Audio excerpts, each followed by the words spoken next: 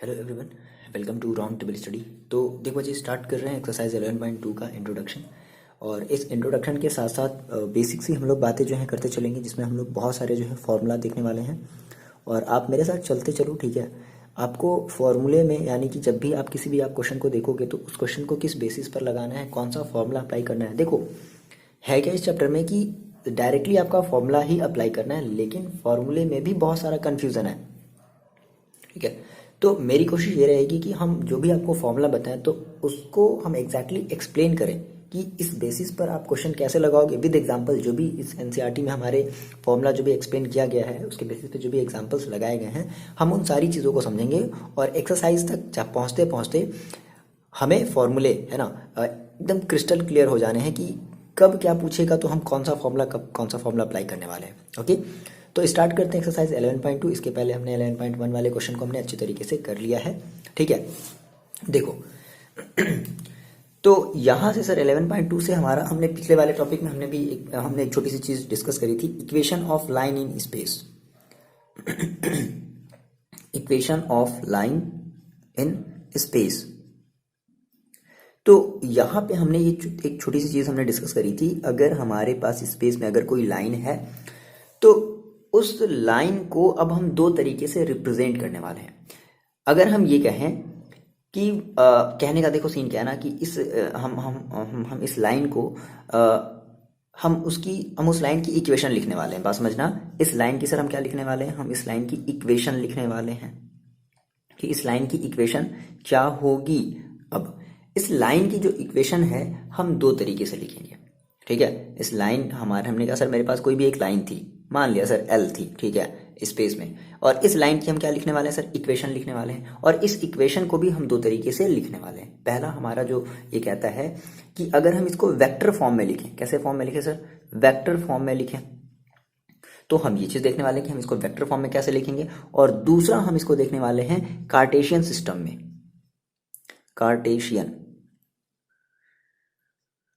Cartesian system में कैसे लिखने वाले हैं हम, बात समझो। हमने कहा सर मेरे पास स्पेस में एक लाइन थी, तो उस लाइन का हम क्या लिखने वाले हैं सर, इक्वेशन लिखने वाले हैं। इक्वेशन में भी हम दो तरीके से इक्वेशन लिखने वाले हैं, एक हम कार्टेशियन सिस्टम में लिखेंगे और एक हम वेक्टर फॉर्म में लिखेंगे।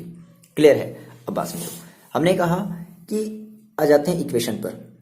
अब इस इक्वेशन की भी दो कंडीशन है ना, जो लाइन होगी उसकी भी दो कंडीशन है। पहली कंडीशन क्या है, पहला ये बोलता है कि इक्वेशन ऑफ लाइन, ध्यान से समझते चलो, एकदम सारी चीजें आपकी क्रिस्टल क्लियर होंगी, लेकिन आपको यहाँ पर थोड़ा सा समझना पड़ेगा, डायरेक्टली आप एक्सरसाइज पर नहीं जंप कर सकते, ठीक है। इक्वेशन ऑफ लाइन, फिर से सर हमने कहा कि हमें इस लाइन की इक्वेशन लिखनी है, लेकिन पहली कंडीशन क्या है कि through a given point and parallel to a given vector. मतलब हम एक ऐसे इक्वेशन का लाइन लिखने, हम एक ऐसे लाइन की इक्वेशन लिखने वाले हैं जो कि किसी पॉइंट से होकर के जा रहा हो और किसी एक दूसरे वेक्टर के पैरेलल हो। ये हमारी पहली कंडीशन है, ठीक है। तो अब यहां से इस पॉइंट का मतलब समझना है, यही पॉइंट का मतलब बहुत ज्यादा इंपॉर्टेंट है। पॉइंट का मतलब देखो, अगर हम आपसे कहें कि 3 डायमेंशनल में अगर आपको कोई पॉइंट लेना है तो आप क्या लोगे, आप लोगे x1, y1, z1, बोलो, यही तो लोगे ना। और कह रहा है कि आपके पास कोई एक दूसरी वेक्टर होगी, वो हमारी जो लाइन है वो उस पॉइंट से और जो दूसरी वेक्टर है उसके पैरेलल है। तो मान लिया सर, हमने कहा सर हमारी जो पॉइंट है वो x1, y1, z1 है। अच्छा, और हमारी जो वेक्टर गिवन है, ये जो गिवन वेक्टर है, इस गिवन वेक्टर को सर हम लोग मान रहे हैं वेक्टर बी। समझना, इस गिवन वेक्टर को हम लोग क्या मान रहे हैं, हम मान रहे हैं बी। और बी इज इक्वल टू, हम ये कह रहे हैं sir a i cap plus b j cap plus a b c k cap. यहां पर इस बी में और इस बी में कंफ्यूज नहीं हो जाना, ठीक है। इस बी का मतलब आपका ओवरऑल आपकी ये वेक्टर को रिप्रेजेंट कर रहा है, और ये जो बी है ये आपका एक जिसको हम बोलते थे क्या, जो हमारा जो रेशियो रिप्रेजेंट कर रहा है, जिसको हम लोग क्या, कौन सा रेशियो बोलते थे, डायरेक्शन रेशियो, है ना। तो ए बी सी हमारी डायरेक्शन रेशियो है और बी ओवरऑल हमारे इस वेक्टर को रिप्रेजेंट कर रहा है। मेरी बात समझ लो, फिर से ध्यान से समझ लो। हमने कहा सर आपको एक लाइन का इक्वेशन रिप्रेजेंट करना है, ठीक है। अब वो बात की बात है सर, हम इक्वेशन को रिप्रेजेंट करेंगे वेक्टर फॉर्म में और कार्टेशियन सिस्टम में। तो हम पहले कहा कि हमारी सर ये जो लाइन है वो कैसे जा रही है, किसी एक गिवन पॉइंट से होकर के जा रही है, that means x1, y1, z1 से होकर के जा रही है, और एक वेक्टर के पैरेलल है, एक वेक्टर के पैरेलल है। हमने कहा सर हमारी एक वेक्टर थी b, बात समझना, एक वेक्टर थी b, और हमने कोई एक दूसरी लाइन बनाई है ना, दूसरी हमने लाइन बनाई l, और हमने कहा सर ये लाइन जो है इस वेक्टर b के क्या है, पैरेलल है, और ये किसी पॉइंट से होकर के जा रहा हो। मान लो यार सर हमने क्यों, हमारी वो पॉइंट है x1, y1, इस तरीके से, ये इसका सिस्टम है। तो इस लाइन का इक्वेशन क्या होगा? अब पहली चीज देखो, हमने कहा सर अगर हम बात करें इस लाइन के इक्वेशन की, तो हमने कहा सर इसके हमारे लाइन के इक्वेशन को लिखने का दो तरीका। क्वेश्चन में क्या पूछेगा, अगर बोलता है वेक्टर फॉर्म, ध्यान से समझ लो, अगर बोलता है तो सर हम फर्स्ट बात करते हैं वेक्टर फॉर्म की। अगर बोलता है सर वेक्टर फॉर्म, तो वेक्टर फॉर्म में आपको कुछ नहीं करना है। वेक्टर फॉर्म दैट मीन्स जो r इज इक्वल टू, इस लाइन के वेक्टर फॉर्म को हम लोग किससे रिप्रेजेंट कर रहे हैं, r से। r का मतलब क्या है सर, इस लाइन का वेक्टर फॉर्म। तो r इज इक्वल टू क्या हो जाएगा, vector a plus lambda vector b। अब ये सर लैम्डा क्या हो गया, मेरी बात समझ लो, लैम्डा का मतलब कोई भी आपकी कोई भी एक वैल्यू हो सकती है, 1 2 3 4 समथिंग कुछ भी हो सकती है, उससे आपको मतलब नहीं है। सिंपल बस आपको लैम्डा की जगह लैम्डा ही छोड़ देना है। दूसरी चीज, अब आप इस b का मतलब तो समझ रहे हो, b का मतलब तो समझ रहे हो ना, b आपका ये ओवरऑल ये पूरा हो जाएगा। अब बात करते सर ये a क्या चीज है, a आपका वही पॉइंट है। बस आपको क्या ले लेना है, जैसे आपने कहा सर आपका कोई भी पॉइंट दिया होगा, मान लो 3, 4, 5 ऐसे दिया होगा, तो आप क्या कर लोगे, आप इसमें आई कैप, जे कैप और के कैप लगा लेना। तो दैट मीन्स ये आपका हो जाएगा वेक्टर ए। इतनी बात क्लियर हुई? ये बात एकदम नोट डाउन कर लो कि अगर आपसे पूछता है equation of line through a point, आपके पास कोई भी एक पॉइंट दे दिया and parallel to a given vector, मस्त देखो याद हो जाएगा। आप मेरे साथ चलो, एकदम फ्लो में चलो, आपको सारी चीजें याद हो जाएंगी, ठीक है। टू अ गिवन वेक्टर, तो उस केस में हम क्या कहेंगे सर, वेक्टर फॉर्म की अगर बात करते हैं तो हम कहेंगे sir r is equal to vector a plus lambda b। अब a का मतलब क्या है कि जो भी हमारी पॉइंट होगी उसके पास हम आई कैप, जे कैप, के कैप लगा देंगे तो हमारा एक वेक्टर हो जाएगा। दैट मीन्स हमारा ये होगा वेक्टर a, ठीक है। ये हमें इस पॉइंट से हमें क्या मिलेगा, इस पॉइंट से, ध्यान से समझना, इस पॉइंट से आपको मिलेगा वेक्टर a, और आपका ये जो एक दूसरा वाला वेक्टर तो बोला ही रहेगा कि भाई किसके पैरेलल है, तो जिसके भी पैरेलल होगी, जिसके भी पैरेलल हमारी ये लाइन जा रही होगी, उसको हम मान लेंगे vector b, given vector to a given vector b। बात समझ रहे हो, ये चीज है ना। तो ये हमारा वेक्टर फॉर्म में होगा अगर वेक्टर फॉर्म में बोलता है तब। अच्छा, मान लो बोला कि नहीं नहीं सर वेक्टर फॉर्म में नहीं चाहिए, हमें equation of line through a given point and parallel to a given vector हमें वेक्टर फॉर्म में नहीं चाहिए, हमें चाहिए कार्टेशियन सिस्टम के फॉर्म में चाहिए। कैसा चाहिए सर हमें, अभी इसके हम लोग क्वेश्चन भी करेंगे, डोंट वरी, हम लोग इसके भी क्वेश्चन भी सॉल्व करने वाले हैं। हमने कहा सर कि दूसरा हमारा जो है, अगर बोलता है कार्टेशियन फॉर्म, ठीक है,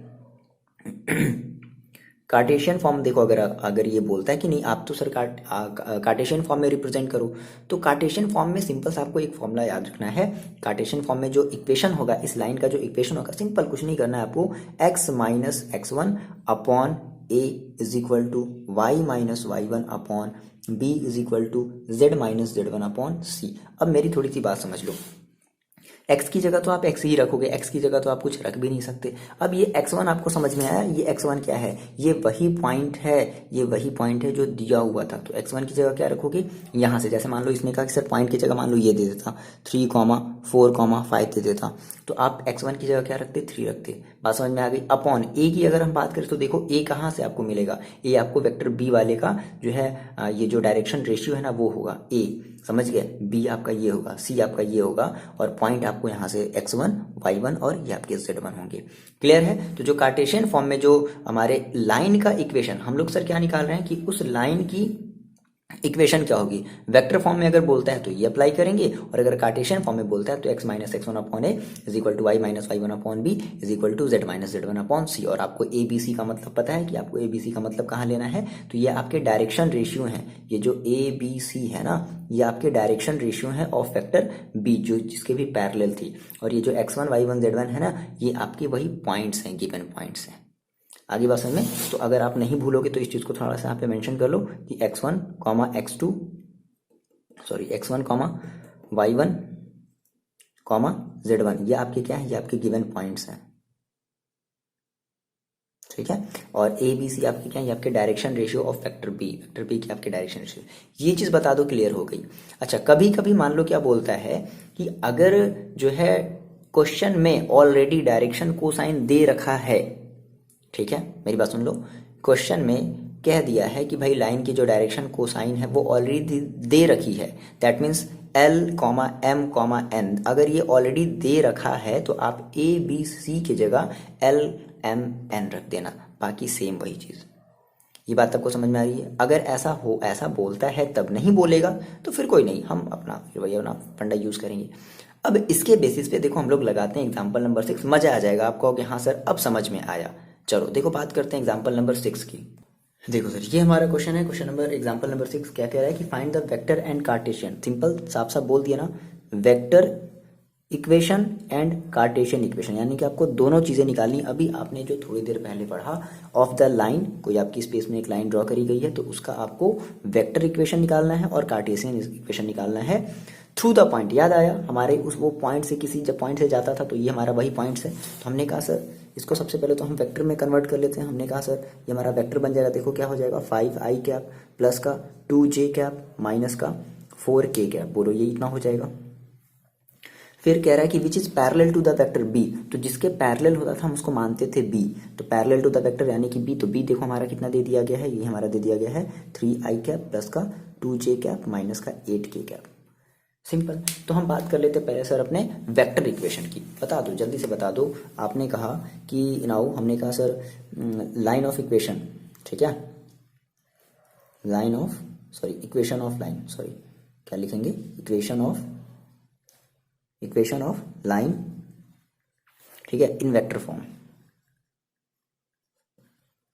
तो हम लोग क्या लिखते थे, हम उस लाइन को किससे रिप्रेजेंट करते थे, इक्वेशन को हम लोग रिप्रेजेंट करते थे वेक्टर आर से। तो आर इज इक्वल टू क्या चाहता था, a plus lambda b, vector a plus lambda B.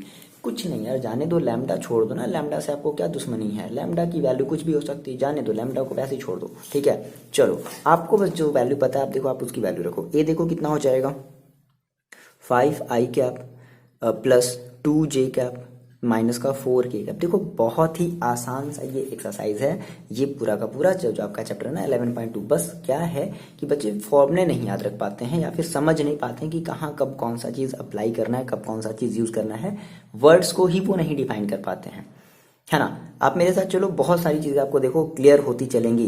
Plus lambda की जगह लैम्डा हमने छोड़ दिया, b की हमने वैल्यू रख ली 3i कैप प्लस का 2j कैप और माइनस का 8k कैप। अब ऐसे तो इसको छोड़ नहीं सकते, हम इसका क्या करेंगे, लैम्डा में इसके साथ क्या करेंगे, मल्टीप्लाई करेंगे। तो देखो कितना हो जाएगा 5i cap plus 2j cap minus का 4k कैप और प्लस का 3 लैम्डा i कैप प्लस का 2 लैम्डा j कैप और माइनस का 8 लैम्डा k कैप। अब देखो यहाँ भी i कैप है सर, यहाँ भी i कैप है, तो यहाँ से हम i कैप को कॉमन ले लेंगे तो क्या बचेगा 5 प्लस 3 लैम्डा i कैप हो गया, प्लस यहाँ भी j कैप है, यहाँ भी j कैप है, तो हम यहाँ से j कैप क्या कर लेंगे, कॉमन ले लेंगे, तो क्या बचेगा 2 प्लस 2 लैम्डा j कैप और यहाँ से देखो k कैप कॉमन हो गया, तो माइनस का हमने k कैप कॉमन ले लिया, क्या बचेगा 4 और प्लस का 8 लैम्डा k कैप। ये हमारा आ गया सर क्या, equation of line in vector form, है ना। ये आपका फर्स्ट आंसर है। बोलो कहीं कोई दिक्कत करनी पड़ी, सिंपल आपको बस ये वाला फॉर्मूला याद रखना पड़ा। अगर आपने ये वाला फॉर्मूला अगर आपने याद किया है तो आप इस तरीके से चीज़ों को बड़े इजीली तरीके से कर सकते हो, बहुत आसान है यार, ठीक है। चलो आपने वेक्टर फॉर्म में रिप्रेजेंट कर लिया। नाउ फिर देखो क्या कह रहा है कि कार्टेशियन इक्वेशन भी आपको रिप्रेजेंट करना है। तो एज वी नो, हम जानते हैं कि कार्टेशियन इक्वेशन देखो हमारा क्या होता है, cartesian equation is equal to, देखो क्या होता है आपको पता है, x minus x1 upon a is equal to y minus y1 upon b is equal to z minus z1 upon c। चलो आप मेरे को बता दो सर कि x1 y1 z1 कितना है, तो ये है आपका सर x1, ये है y1, ये है z1। क्लियर हो गई बात। अच्छा सर a b c कितना है, तो ये है आपका a, ये है आपका b, ये है आपका c। आ रही बात समझ में ना, बस कुछ नहीं, क्या कर दिया, रख दिया। सो फाइनली क्या मिल गया, देखो हमें x की जगह x रख देंगे, माइनस x1 देखो आपने कहा सर मेरे पास 5 है, अपॉन a की वैल्यू देखो कितनी है, a की वैल्यू 3 है, इज इक्वल टू y की जगह y छोड़ दिया, माइनस y1 देखो y1 कितना है हमारे पास 2 है, अपॉन में b की वैल्यू देखो कितनी है 2 है, इज इक्वल टू z की जगह z छोड़ दिया, z1 देखो कितना है माइनस का 4 है, ओके, तो माइनस माइनस क्या हो जाएगा भाई, प्लस का 4 हो जाएगा, अपॉन में c की वैल्यू देखो कितनी है माइनस का 8, कितना है सर, माइनस का 8। तो ये आपका हो गया final answer in Cartesian system. बस बोलो, अगर कुछ भी अगर आपको एक्स्ट्रा अगर करना पड़ रहा हो तो बता दो, बस सिवाय फॉर्मूला याद रखने को और थोड़ी सी बातों को समझ करके चलने की। इसके अलावा और कुछ, भाई दिमाग है तो यूज़ तो करना पड़ेगा ना, तो इन्हीं सब में अब हम यूज़ करेंगे, है ना। बहुत ये देखो होता है क्या है ना कि बहुत सारे फॉर्मूले एक ही बार आप लोग जो है मतलब रटना चाहते हो, इस वजह से हम छोटे छोटे चीज़ों को लेकर के चल रहे हैं। देखो रटने वाला काम तो यार देखो हम लोग भी कर रहे हैं, है ना, लेकिन उसको एक प्रॉपर वे में करो, है ना। ऐसा नहीं कि नहीं हम तो सर आपको एकदम समझा रहे, नहीं ऐसा नहीं है, हम रटने वाला ही काम कर रहे हैं लेकिन समझ करके कर रहे हैं, ठीक है। चलो इतना नोट कर लिया। फॉर्मूले को जो है आप सभी नोट करते चलो, मजा आएगा। ये पूरा का पूरा एक्सरसाइज देखो, आप कहोगे वाह सर, मतलब एग्जाम्पल सॉल्व करते करते आप कहोगे सर हम एक्सरसाइज अब खुद से अपने से लगा लेंगे, बट कोई नहीं, हम एक्सरसाइज भी सॉल्व करेंगे, डोंट वरी, ठीक है। आप लोग देखा करो जरूर, ओके। कुछ जो भी आपको एक्स्ट्रा नॉलेज मिल सकती है मिल जाएंगी, ठीक है। ये बात आपको समझ में आएगी। नाउ हम हमारा जो दूसरा वाला जो कॉन्सेप्ट था, हमने कहा सर हम किसी भी लाइन की इक्वेशन को हम दो तरीके से पूछ सकता था। या तो हमारा देखो अब हमारा जो वो जो लाइन था वो देखो किसके थ्रू गया था, किसी एक पॉइंट और एक दूसरे वेक्टर के कैसे था, पैरेलल था। नाउ अब हम ये कहेंगे ना कि हमारी वो जो लाइन है वो किसी दो पॉइंट्स के थ्रू होकर के जा रही है। वर्ड्स को मेरे ध्यान से सुनो, मैंने कहा सर अब हमारी सर जो लाइन है ना वो किसी दो पॉइंट्स के थ्रू होकर के जा रही है, ठीक है। तो हमने कहा सर इक्वेशन ऑफ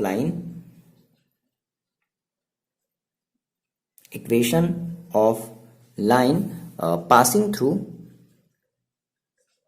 कहीं आपको नहीं जाना, ये आपको सारी की सारी चीजें एनसीईआरटी की बुक में ही मिलेंगी, है ना। तो आप अपनी एनसीईआरटी का बुक भी ओपन करके रखो। Line equation of line passing through two points. अब हमारी जो स्पेस में जो लाइन है ना वो किसी दो पॉइंट से अगर दो पॉइंट दे दिया, वैसे बेसिकली मिनिमम दो पॉइंट से ही पास होकर के जाती है, तो अगर कोई भी अगर दो पॉइंट्स दे दिया तो उन दो पॉइंट्स के थ्रू अब हम उस इक्वेशन की लाइन हम कैसे निकालेंगे, इस चीज को थोड़ा सा हम लोग समझ लेते हैं। अच्छा, हमने कहा सर अगर टू पॉइंट्स होंगे तो टू पॉइंट्स का मतलब सोचो आप क्या समझ रहे हो। आपके पास एक पॉइंट होगा, कौन सा आपके पास एक पॉइंट होगा, आपके पास होगा x1, y1, z1 होगा, और आपके पास एक दूसरा पॉइंट होगा x2, y2 और z2, ये आपके पास दूसरा पॉइंट होगा। तो अब इन दो पॉइंट से अगर हमारी कोई स्पेस में लाइन अगर पास होकर के जा रही है तो उसका हमें जो देखो इक्वेशन मिलेगा, सिंपल मान लिया सर उसमें भी हमने कहा कि हमारी अब उसमें भी देखो दो कंडीशन है ना। हमने कहा कि सर फर्स्ट हमारा क्या, हम कहेंगे वेक्टर इक्वेशन की अगर हम बात करें, किसकी बात करेंगे बच्चे, हम बात करेंगे वेक्टर इक्वेशन की।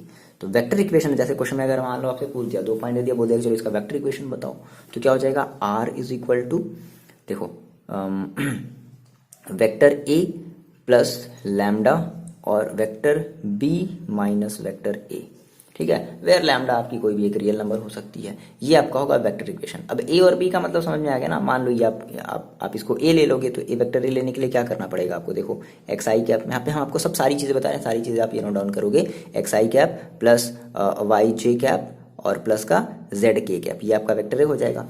अब इसको आप मान लोगे वेक्टर बी, तो वेक्टर बी देखो कितना हो जाएगा, x two i cap plus ये x1 हो जाएगा, सॉरी x1 y1 z1, और ये हो जाएगा x2 i कैप और y2 j कैप और प्लस z2 k कैप, ये आपका वेक्टर बी हो जाएगा। बस आपको वेक्टर बी माइनस से निकालने आता है ना, ठीक है। बस सारी चीज़ें सॉल्व करके उसको हम सॉल्व कर लेंगे, रख करके हम इनको सॉल्व कर लेंगे। तो ये हमारा हो जाएगा सच क्या, वेक्टर इक्वेशन के फॉर्म में हो जाएगा। ना बोलता है कि नहीं अगर वेक्टर इक्वेशन के फॉर्म में नहीं चाहिए, हमें चाहिए जो है कार्टेशियन फॉर्म में चाहिए, कार्टेशियन फॉर्म या कार्टेशियन इक्वेशन कह लो, कार्टेशियन इक्वेशन में चाहिए। देखो सेम वही चीज़ होगी, बस नीचे वाली कहानी थोड़ी सी बदल जाएगी। वहाँ पर हमारे पास बी होता था, वेक्टर बी होता था, तो वेक्टर बी के थ्रू हम उसके जो है डायरेक्टिव रेशियो जो भी हमारे जो रेशियो होते थे हम उनको रख लेते थे। बट यहाँ पर ऐसा नहीं करेंगे, हम क्या करेंगे, ऊपर वाला तो सेम होगा x माइनस x1 अपॉन नीचे वाला देखो क्या हो जाएगा, x2 minus x1, simple, is equal to y minus y1 upon y2 minus y1 is equal to z minus z1 upon z2 minus z1। ये आपका हो जाएगा कार्टेशियन इक्वेशन। कब, कौन से लाइन की, जब हमारी कोई लाइन जो होगी वो किसी दो पॉइंट से पास होकर के जा रही होगी तब। अब इसके बेसिस पे सर हम लोग ये क्वेश्चन देख लेते हैं, मजेदार सा एग्जांपल नंबर 7। चलो इतनी बातें जल्दी से आप पहले नोट डाउन कर लिया और समझ लो। थोड़ा सा वीडियो पॉज करके बच्चे आप थोड़ा सा अपने माइंड पर थोड़ा सा प्रेशर डालो कि सर ये क्या चीज़ मेरे को समझ में आ रही है। क्या आंख बंद करने पर ये सारी चीज़ें आपको समझ में आ रही हैं? बिल्कुल आ रही हैं तो बड़ी अच्छी बात है। नहीं आ रही है तो थोड़ा सा एक बार आप वीडियो को फिर से देखो कि सर क्या बोलना चाह रहे हैं, सर के वर्ड्स पर ध्यान दो आप। ओके नाउ हम लोग बात कर लेते हैं एग्जाम्पल नंबर 7 की। और देखो एग्जाम्पल लगाना यार जरूरी है, ऐसा नहीं कि छोड़ करके भाग जाओगे, नहीं सर मेरे को समझ में आ गया, ऐसा नहीं करना है। एग्जाम्पल्स को लगाना मस्ट है, ठीक है ना। आप खुद एग्जाम्पल लगा लो, आप खुद एक्सरसाइज कहोगे हाँ सर हम एक्सरसाइज खुद से लगा लेंगे। नोट डाउन कर लिए इतना जल्दी से, ठीक है। चलो बात करते हैं एग्जाम्पल नंबर अपने 7 की। देखो यही है ना आपका, find the vector equation for the line passing through the point this and this. तो मान लेते सर हमारी ये वेक्टर, इसको हम मतलब इसकी पर्टिकुलर कोई एक पोजीशन वेक्टर होगी, इसकी भी कोई एक पोजीशन वेक्टर होगी। तो मान लिया हमने सर कि लेट कर लेते हैं कि हमारी ये जो वेक्टर ए है वो है -1। तो 1 का कुछ मतलब नहीं है, तो आई कैप और जीरो जे कैप तो आप लिखोगे नहीं, तो हो गया 0 जे की कहानी खत्म। जे के कैप के बाद फिर क्या आता है के कैप, यानी कि प्लस का 2 के कैप, ये हो गया, ये आपका ए हो गया ना। अगर हम बी की बात करें तो देखो बी हमारा देखो कितना हो जाएगा 3 आई कैप प्लस का 4 जे कैप और प्लस का 6 के कैप, ये हो गया। अभी आपने जस्ट थोड़ी देर पहले क्या लिखा है कि फाइंड द वेक्टर इक्वेशन। देखो साफ साफ यहाँ पर बोल रहा है सर क्या कि वेक्टर इक्वेशन फाइंड आउट करना है। तो चलो आप जल्दी से बता दो कि वेक्टर इक्वेशन का हमारा जो फॉर्मूला होता था वो देखो क्या होता था। तो हमने कहा कि मान लो कि हम उस वेक्टर इक्वेशन को मान लो हम आर से रिप्रेजेंट कर रहे हैं, ऐसा बोलते हैं एनसीईआरटी में कि आर से ही आपको रिप्रेजेंट करना। तो ठीक है, तो हमने कहा सर रिलेट कर लेते हैं कि आर जो हमारी जो वेक्टर आर है वो क्या कर रही है, वो हमारी उस लाइन की वेक्टर इक्वेशन को रिप्रेजेंट कर रही है। Let r vector r be the position of position of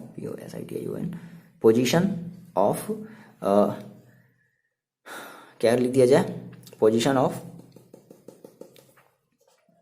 vector of line at any point. ठीक है, तो आर इज इक्वल टू, देखो आपने अभी जस्ट थोड़ी देर पहले फॉर्मूला बोला, क्या बोला था आपने फॉर्मूला, आपने कहा वेक्टर ए प्लस और क्या था लैम्डा और क्या था आपके पास B minus A, vector B minus vector A, यही तो था ना। ठीक है, तो अब चलो आप यहाँ पे जो जो सारी की सारी जो वैल्यू है उनको रख लो। ए की जगह देखो कितना रख लेना है, माइनस का आई कैप प्लस का 2 के कैप प्लस लैम्डा, छोड़ दो लैम्डा को वहीं पर। अब वेक्टर बी की वैल्यू देखो कितनी है 3 आई कैप प्लस का 4 जे कैप प्लस का 6 के कैप। अब माइनस है तो देखो ध्यान से समझना, माइनस है तो सिंबल हम बदलेंगे है ना। ए क्या है माइनस आई है तो माइनस माइनस देखो कितना हो जाएगा प्लस आई कैप, और 2 प्लस का 2 के कैप है तो माइनस का 2 के कैप हो जाएगा। ठीक है, कितना हो गया माइनस का आई कैप प्लस का 2 के कैप और प्लस लैम्डा, ये सब ब्रैकेट के अंदर है। ठीक है, तो 3 आई और ये आई तो कितना हो जाएगा भाई 4 आई कैप 4 जे, यहाँ जे है नहीं कोई बात नहीं, 4 जे कैप 6 के और माइनस का 2 के कैप, दैट मीन्स ये आपका हो जाएगा प्लस का 4 के कैप। ओके, ये बात आ गई समझ में। तो यही आपका, चाहो तो आप ऐसे भी छोड़ सकते हो या चाहो तो आप लैम्डा का मल्टीप्लाई करके इसमें सॉल्व भी कर सकते हो। अच्छा एक बात और यहाँ से ध्यान रखना, इस क्वेश्चन से एक चीज आप एक एक्स्ट्रा नॉलेज लो जो कि शायद आपको अगले क्वेश्चन में काम आए। आपको ये क्या दिख रहा है, आप ये कह सकते हो क्या कि आपकी ये गिवन पॉइंट्स हो गई और ये जो हो गया सर ये हमारा वही वेक्टर हो गया, वही हमारा पैरेलल वेक्टर है जिसके थ्रू हमारी लाइन पैरेलल होती थी, वही वेक्टर है जिसके थ्रू हमारी लाइन पैरेलल होती थी, याद आया। तो क्या आप इसको वेक्टर बी मान सकते हो? बिल्कुल मान सकते हैं सर, बिल्कुल मान सकते हैं, ये इसी फॉर्म में तो है। अगर आप कंपेरिजन करोगे तो आपको ये क्या मिलेगा, आपको ये क्या मिलेगा a प्लस का लैम्डा वेक्टर b, तो यही तो आपकी b है। लैम्डा जो भी लैम्डा का कोफिशिएंट होता है अभी आपका वेक्टर b होता है, दैट मीन्स ये जो b है वो हमारी इस लाइन के पैरेलल होगा। यहाँ से हमें ये एक्स्ट्रा बात समझ में आई। फिलहाल तो इस क्वेश्चन में हमसे वेक्टर इक्वेशन ही केवल पूछा था, इसलिए हमने केवल और केवल वेक्टर इक्वेशन ही निकाला है, टेंशन लेने वाली बात नहीं है ना। चाहो तो आप कार्टेशियन इक्वेशन भी निकाल सकते हो सिंपल। ये आपका x1 y1 z1 x2 y2 z2 रख दो, आ जाएगा। नाउ फिलहाल हम लोग बात करते हैं एग्जाम्पल नंबर 8 की। देखो एग्जाम्पल नंबर 8 बड़ा ही प्यारा सा क्वेश्चन है। अब इसके बेसिस पे देखो हमसे क्या पूछा है, एक और आपको बढ़िया सा एक कॉन्सेप्ट पता चलेगा कि ऐसे भी क्वेश्चन जो है वो पूछ सकता है। चलो इतनी बातें जल्दी से आप जो है नोट डाउन कर लो। कर लिया, मिटा दिया जाए, चलो मिटा दिया जाए। देखो बच्चे ये इतना बढ़िया सा ये क्वेश्चन है, कह रहा है कि कार्टेशियन इक्वेशन दे दिया है, किसी भी लाइन का क्या दे दिया सर, कार्टेशियन इक्वेशन दे दिया है। ये आपका कार्टेशियन इक्वेशन दे दिया है और इस कार्टेशियन इक्वेशन के बेसिस पे पूछ रहा है कि find the vector equation for the line. हमें उस लाइन की वेक्टर इक्वेशन निकालनी है। बात को ध्यान समझ लो, कितना आसान है ये देख लो। थोड़ी देर के लिए आप देख लो। आपने कहा सर हमारा ये गिवन है, क्या गिवन है बच्चे? देखो हमारे पास गिवन है x+3/2 is equal to y-5/4 is equal to z+6/2। तो अगर आप कंपैरिजन करोगे, आपने कहा सर आपके पास जो कार्टेशियन इक्वेशन जो होती थी, कार्टेशियन इक्वेशन जो होती थी, आप उसे जब कंपैरिजन करोगे तो क्या करते थे? आप ये कहते थे sir x-x1/a is equal to y-1/b is equal to z-z1/c। तो आप जब यहाँ से जब कंपैरिजन करोगे बाई कंपेयरिंग, तो देखो आपको क्या मिलेगा। आपको x1 की वैल्यू देखो क्या मिलेगी। आप ये कह सकते हो क्या कि sir -x1 is equal to -5। थोड़ा सा बात ध्यान समझना, -x1 is equal to -x1, क्योंकि यहाँ पर माइनस है ना x1 और यहाँ पर +3 है, तो -x1 इज इक्वल टू 3। सो हम ये कह सकते हैं क्या कि x1 इज इक्वल टू -3। तो x1 की वैल्यू कितनी है? -3, यानी कि x1 आपका एक पॉइंट है, याद आया? दैट मीन्स आपको इस पॉइंट्स के थ्रू क्या मिलता था? आपको वेक्टर a मिलता था। Similarly -y1 is equal to -5, so y is equal to 5, y1 is equal to 5 कह सकते हैं, बोलो y1 is equal to 5। Similarly देखो फिर से कंपेरिजन करो, -z1 is equal to +6, so z1 is equal to -6, so z1 is equal to -6। तो आपने ये 3 पॉइंट निकाल लिए, याद आया आपको? x1, y1, z1, जिसको हम पॉइंट a कहते थे।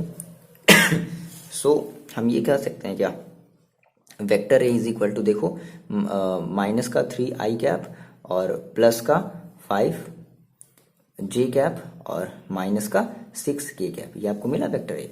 सिमिलरली फिर यहाँ से देखो जब इसका कंपेरिजन करोगे, ठीक है, ए की वैल्यू देखो कितनी है 2, बी की वैल्यू है 4, सी की वैल्यू है 2।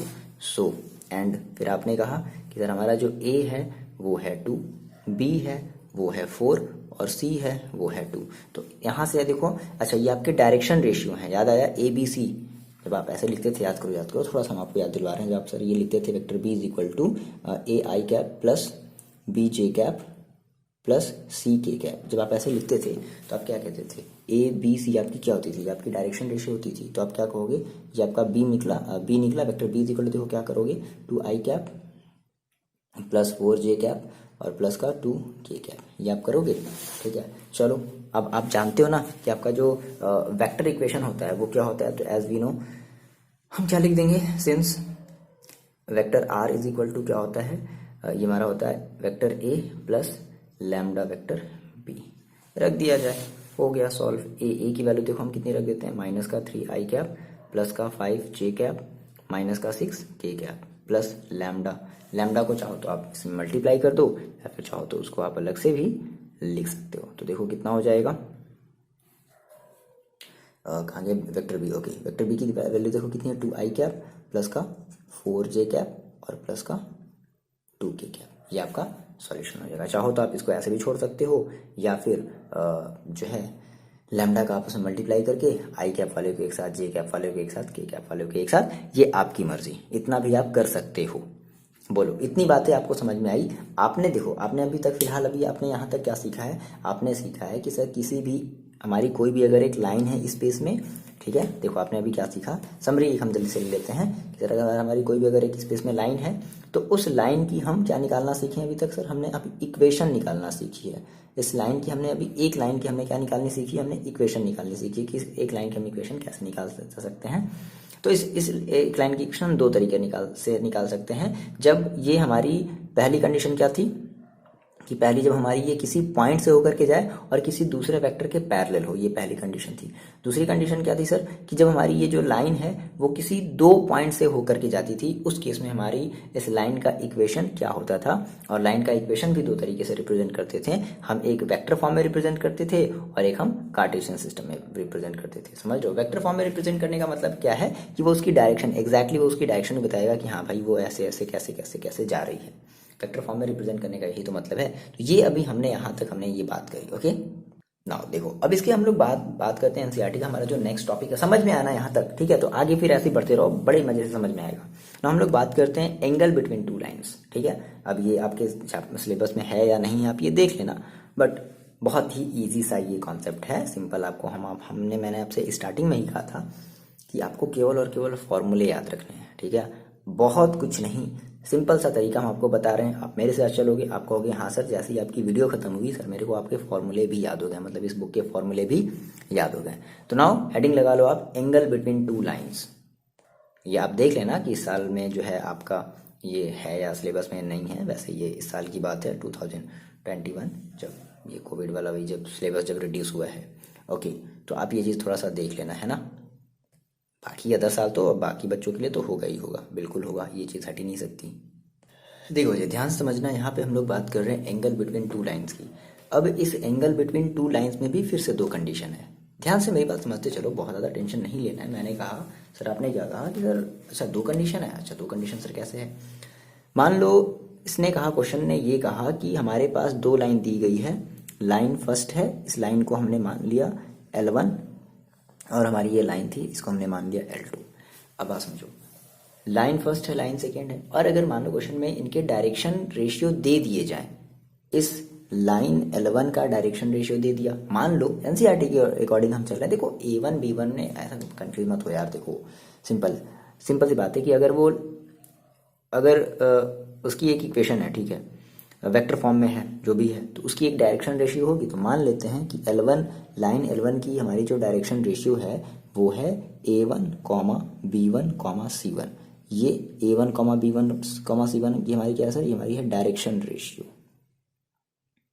ठीक है। सिमिलरली L2 है तो इसकी भी डायरेक्शन रेशियो होगी, तो इसकी मान लेते हैं A2, B2, C2, ये इसकी डायरेक्शन रेशियो है। जैसे हम लेते थे ना LMN, जो डायरेक्शन रेशियो लेते थे, तो अब LMN ना लेकर के हमने क्या ले लिया, फर्स्ट वाली लाइन का LMN, दैट इज ये हो गया, और ये LMN हो गया। सेम वही चीज़ है, बस थोड़ी सी थिंकिंग अलग है, मतलब फीलिंग वही चीज़ है ना, बस थोड़ा सा रिप्रेजेंट करने का बस थोड़ा सा तरीका थोड़ा सा बदल गया। तो उस केस में अगर एंगल आपसे पूछता है ना, अगर ये सारी चीज़ें दे दी गई हैं, तो अगर आपसे एंगल पूछता है तो आप सिंपल सा एक फॉर्मूला लगाओगे, cos थीटा इक्वल टू, देखो कितना सिंपल सा फॉर्मूला है, A1 A2 plus B1 B2 plus C1 C2 upon under root A1 square plus B1 under root A2 square plus B2 square plus C2 square. ये आपका simple सा angle का formula लग जाएगा। कब? जब आपके उस लाइन के, मेरी बात को ध्यान से सुनो, जब आपके उस लाइन के डायरेक्शन रेशियो दिए गए हों। क्या दिए गए हों सर? डायरेक्शन रेशियो दिए गए हों, तब हम ये फॉर्मूला अप्लाई करके हम एंगल निकाल सकते हैं। चलो, ये बात आपको आई समझ में, ठीक है।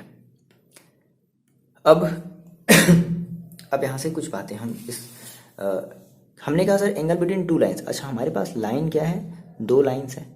अब ऐसी बात है कि अगर जब दो लाइन जब एक दूसरे को क्रॉस कर रही होंगी, तभी यहाँ पर एक एंगल बन रहा होगा। अगर हमने कहा सर अगर ये लाइन अगर क्रॉस नहीं करती, समझ रहे हो, अगर ये लाइन अगर क्रॉस नहीं करती, अगर ये एक दूसरे के परपेंडिकुलर होती, तो इनके बीच में कितना एंगल बनता?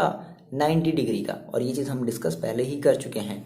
तो उस केस में सर हम ये कहेंगे कि अगर हमारी लाइन, हमने कहा कि इनके, ठीक है, इनके में हमें डायरेक्शन रेशियो पता है, और हमने कहा कि पहली कंडीशन ये है कि लाइन अगर परपेंडिकुलर होंगी, लाइन्स आर परपेंडिकुलर, तो परपेंडिकुलर के केस में हमें क्या बताना होगा? अगर ऐसा होगा तो दैट मीन्स हम ये कहेंगे सर कि A1 A2 plus B1 B2 plus C1 C2 is equal to 0 degree. अच्छा, सोचो ऐसा क्यों हुआ होगा? देखो यहाँ से देख लो ना, परपेंडिकुलर है तो परपेंडिकुलर है, दैट मीन्स आपने sir theta is equal to क्या कहा? 90 डिग्री। तो cos 90 इज इक्वल टू क्या रखोगे? 0। cos 90 इज इक्वल टू क्या रखोगे? 0। तो ये पूरा का पूरा जब आप टर्म जब इधर भेजोगे सर, तो ये क्या हो जाएगा? पूरा का पूरा टर्म 0 हो जाएगा। तो क्या बचेगा? A1 A2 plus B1 B2 plus C1 C2 is equal to 0। तो अगर बोलता है कि लाइन प्रूव करो कि लाइन आपस में परपेंडिकुलर है, तो दैट मीन्स इस पूरे की वैल्यू कितनी आनी चाहिए? आप जो भी इसके डायरेक्शन रेशियो होंगे उनका आप ऐसे मल्टीप्लाई करोगे, तो अगर उसकी वैल्यू अगर 0 आती है तो आप कहोगे हाँ सर हमारी जो लाइन है वो आपस में परपेंडिकुलर है। ये आता है ऐसा क्वेश्चन में, ठीक है। बोल दिया कि चलो दिखाओ कि हमारी लाइन आपस में परपेंडिकुलर है। दूसरा कंडीशन देखो क्या बोला कि नहीं लाइन आपस में परपेंडिकुलर नहीं है, लाइन जो है आपस में पैरेलल है। लाइन आपस में कैसी है सर? पैरेलल है। तो पैरेलल है, इसका मतलब कि हमारा जो थीटा होगा वो देखो कितना होगा? 0। भाई पैरेलल है ना, दोनों ही पैरेलल है, एक इधर है तो दूसरा वाला भी इधर है, तो इस केस में कोई भी एंगल बनाएगा नहीं। वैसे इसकी बेसिकली दो कंडीशन होगी, एक थीटा और 180 और 0, ठीक है। तो हमने कहा 0 के केस में हम ये कहेंगे, देखो तो आप जब 0 के केस में आपने कहा तो cos, जब आप 0 की वैल्यू रखोगे तो cos 0 की वैल्यू कितनी होती है? 1, ठीक है। तो उस केस में उस केस में देखो आपका जो इक्वेशन मिलेगा वो मिलेगा आपका a1/a2 is equal to b1/b2 is equal to c1/c2। तो आप ये कहोगे सर कि जो हमारी जो दो लाइन है ना, वो दोनों लाइन आपस में कैसी हैं, पैरेलल हैं। चलो इतनी बातें आपने नोट डाउन कर ली, ठीक है। नाउ अब एक हम दूसरी केस देखते हैं, फिर से हमें एंगल ही निकालना है, लेकिन अब ऐसा नहीं दिया, अब ऐसे डायरेक्टली नहीं बोला कि नहीं इसके जो डायरेक्शन रेशियो ऐसे दे दें। अब साफ साफ बोल दिया कि उस लाइन की इक्वेशन दे दी गई।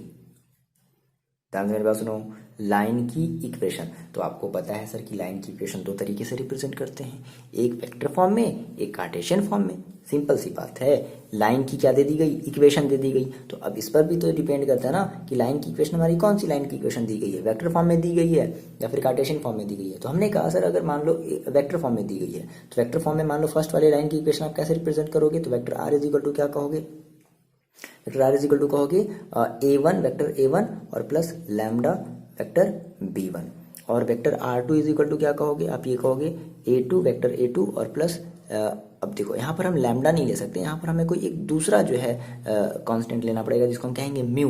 क्या कहेंगे, न्यू कहेंगे, आप न्यू कह लो, ठीक है, न्यू b2। समझ रहे हो, ये लैम्डा क्या है, लैम्डा कोई भी एक वैल्यू है, न्यू आपकी कोई भी एक दूसरी अदर वैल्यू है। समझ रहे हो, इससे टेंशन नहीं लेना भाई। ऑब्वियस ही बात है, एक लाइन है तो उस लाइन का इक्वेशन आप ये जानते थे, एक और लाइन आ गई, दो लाइन के बीच में तो एंगल बनेंगे ना। तो अब इस केस में देखो हम क्या कहेंगे कि इस केस में हमारा जो एंगल होगा दैट मीन्स जो कॉस थीटा होगा क्या हो जाएगा, तो mod of b1.b2 upon mod of b1 और इंटू मॉड ऑफ b2, ये आपका जो है थीटा हो जाएगा। कब, जब आपका इक्वेशन फॉर्म में दिया हो, और वो भी कौन सा इक्वेशन, वो भी हमारा वेक्टर इक्वेशन दिया हो। समझ रहे हो, गहराई समझ रहे हो इस टाइप के क्वेश्चन की कि क्या क्या चीजें दे सकता है। कंफ्यूज नहीं होना है आपको, अपना बेसिक सा स्टैंडर्ड एकदम क्लियर रखना है। हाँ अच्छा, एंगल पूछा ठीक, हम देखेंगे क्या दिया है, जो दिया इसके अकॉर्डिंग लगाएंगे। चलो, तो आपने सर वेक्टर इक्वेशन के फॉर्म में अगर दिया होगा तो हम ये वाला फॉर्मूला अप्लाई कर लेंगे, क्या, b1.b2 अपॉन दिस। अगर मान लो हमने कहा सर नहीं, अब वेक्टर फॉर्म में नहीं दिया है, अब हमारा कार्टेशियन सिस्टम में अगर दे दिया तो फिर सर कैसे निकाला जाए। अच्छा, कार्टेशियन सिस्टम में अगर कार्टेशियन सिस्टम में अगर हम कहें कि सर आप लाइन को, बात मेरी ध्यान से सुनो, चलो एक आप ये करो कि कार्टेशियन सिस्टम में आप किसी लाइन के इक्वेशन को रिप्रेजेंट कर दो। कैसे करोगे, आपने कहा सर अच्छा फर्स्ट लाइन, तो फर्स्ट लाइन को हम कैसे रिप्रेजेंट करते थे, x minus x1 upon a, ठीक है, is equal to y minus y1 upon b is equal to z minus z1 upon c। हमने कहा मान लो हमारी ये इक्वेशन फर्स्ट कहने का मतलब क्या है कि हमारी एक लाइन को रिप्रेजेंट कर रही है ना, ये फर्स्ट लाइन को रिप्रेजेंट कर रही है ना, तो आप यहाँ पर a1 मानोगे, b1 मानोगे, c1 मानोगे। सिमिलरली सेकेंड वाली लाइन के लिए क्या लोगे, x minus x2 upon a2 is equal to y minus y2 upon b2 is equal to z minus z2 upon c2। ये आपका होगा इक्वेशन सेकेंड, यानी कि लाइन सेकेंड का इक्वेशन। तो सिंपल देखो, आप अपना फर्स्ट वाला फॉर्मूला देखो, आपने क्या लगाया था, a1 a2 b1 b2 c1 c2, ये सब आप सेम वही चीज इसमें भी अप्लाई हो जाएगी, ठीक है। तो चाहे जैसे भी दिया हो, अगर आप इसको अपने इस कार्टेशियन सिस्टम में कन्वर्ट कर लिया या फिर आपने अगर इसको इसमें अगर कन्वर्ट कर लिया, तो आप कोई भी फॉर्मूला लगा करके अप्लाई कर सकते हो। सेम कॉस थीटा का देखो, फिर से वही फॉर्मूला हो जाएगा, cos theta is equal to देखो, अच्छा a1 b1 c1 a2 b2 c2 हमारे क्या है, कार्टेशियन सिस्टम है ना। आपको पता चल गया ना कि a1 b1 c1 a2 b2 c2 हमारे क्या है, कार्टेशियन सिस्टम है। याद करो थोड़ा सा पिछला वाला चीज। तो बस देखो, आपको कार्टेशियन सिस्टम पता है, दैट मीन सेम वही फॉर्मूला, क्या, a1 a2 plus b1 b2 plus c1 c2 upon under root a1 square plus b1, आ रही बात में, a1 square plus b1 square plus c1 square into under root a2 square plus b2 square plus c2 square. बस यही चीज़ है, क्योंकि आपको पता है ना कि अगर कार्टेशियन सिस्टम होता है तो हम कैसे निकालते हैं। सबसे फर्स्ट वाला फॉर्मूला देखो, एंगल बिटवीन टू लाइंस के जस्ट, जब हमें कार्टेशियन सिस्टम पता था। और ये डिपेंड करता है, देखो थोड़ी सी एनालाइजिंग करो, समझ रहे हो ना कि मतलब हमें क्या चीज़, हमें देखो हमने कहा सर अच्छा वेक्टर इक्वेशन था, तो ठीक हम ये वाला अप्लाई करेंगे। हमने कहा कि नहीं, अब हमारे क्वेश्चन में वेक्टर इक्वेशन नहीं दिया, वेक्टर में हमारे इक्वेशन नहीं दिया, हमारा ये कार्टेशियन इक्वेशन दे दिया, तो हम ये वाला अप्लाई करेंगे। हमें बस कोऑर्डिनेट पता होना चाहिए, और ये हमारा कोऑर्डिनेट है, समझ गए, ये चीज़ हमने कर लिया। आगे बात समझ ना, इसके बेसिस पे हम लोग एक एग्जाम्पल कर लेते हैं, एग्जाम्पल नंबर 9। ओके, मजा आ जाएगा करके, देखो कितने मजेदार है ये सब सारी चीजें हैं। देखो आपने कहा सर ये आपके पास क्वेश्चन है, find the angle between the pair of line given by, यानी कि देखो अब लाइन की इक्वेशन दे दी गई, तो आप मेरे को ये बता दो, ये जो आपकी जो फर्स्ट वाली लाइन की जो इक्वेशन दी गई है, सेकेंड वाले लाइन की जो इक्वेशन दी गई, तो ये बता दो किस फॉर्म में है। ये आपके दोनों जो है ना, ये आपके वेक्टर फॉर्म में है। कैसे फॉर्म में है सर? वेक्टर फॉर्म में है। तो आपको पता है कि अगर हमारी लाइन अगर वेक्टर फॉर्म में होती तो इसका फॉर्मूला देखो क्या होता है, मैं जानते हैं cos theta is equal to क्या होता है, mod of b1 dot b2 upon mod of b1 और इंटू मॉड ऑफ b2। ये तो करते हैं, ठीक है। तो सबसे पहले हम यहाँ पे क्या निकालने वाले हैं, सबसे पहले हम निकालने वाले हैं b1 और b2। तो आप मेरे को इतना बता दो b1 और b2 क्या है। देखो जब आप इसको जब जब इक्वेशन जब कंपेरिजन करोगे तो आप क्या कहोगे कि r इज इक्वल टू, देखो क्या है ये सर, हमारा हो गया a और ये हमारा हो गया सर प्लस का लैम्डा वेक्टर b। ओके, तो आप इसको a1 मान लो, आप इसको b1 मान लो। सिमिलरली जब आप इसको कंपेरिजन करोगे तो आपको कहोगे sir r is equal to, देखो क्या है, ये है आपका a2 और ये है आपका प्लस न्यू और इनटू वेक्टर b2। आगे बात समझ, दैट मीन्स ये आपका पूरा का पूरा ये आपका b1 है, वेक्टर b1 है, और ये जो है ना ये आपका पूरा का पूरा वेक्टर b2 है। बताओ इतनी बात क्लियर हुई? कंफ्यूजन हुआ? एकदम नहीं। यहाँ से ये चीजें क्लियर हुई क्योंकि हमें पता है ना ये हमारे इस फॉर्म का होता है इक्वेशन। तो हमने कहा सर ऐसा करते हैं सर, पहले हम b1 डॉट b2 निकालते हैं। क्या निकालिया जाए सर? b1 डॉट b2 निकालिया जाए। चलो तुम लोग पहले b1 डॉट b2 निकाल लेते हैं। देखो b1 डॉट b2 देखो कितना हो जाएगा, या चाहो तो डायरेक्टली एक ही साथ कर सकते हो, आपकी मर्जी। आपने कहा sir cos theta is equal to, देखो हम बात कर लेते हैं b1 डॉट b2 की। तो b1 की देखो वैल्यू कितनी है, हमने कहा सर बाई कंपेरिजन, तो हमने कंपेरिजन किया तो हमें b1 की पूरी वैल्यू मिली। क्या मिली सर?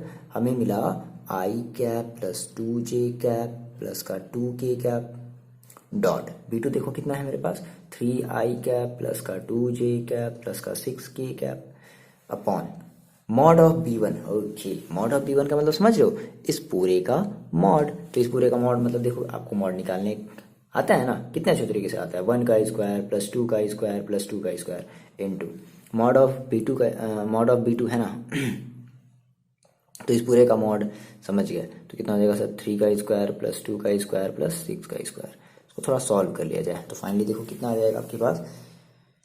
देखो अब आई डॉट आई तो पता है, भूले तो नहीं हो ना, i dot i is equal to कितना होता है, i dot i is equal to 1, बाकी सभी हम 0 ले लेंगे। तो केवल 3 वाला ले लेते हैं और 2 इंटू 2 दैट मीन्स 4 ले लेते हैं और 2 इंटू 6 दैट मीन्स 12 ले लेते हैं। दैट मीन्स ये आपके पास हो जाएगा 3 प्लस 4 प्लस 12 अपॉन, ये देखो कितना हो जाएगा अंडर रूट में, ये हो जाएगा 1 ओके 1 स्क्वायर यानी कि 1 प्लस 4 यानी कि 9, ठीक है, इनटू ये देखो कितना हो जाएगा 3 3 जा 9 और ये जाएगा 36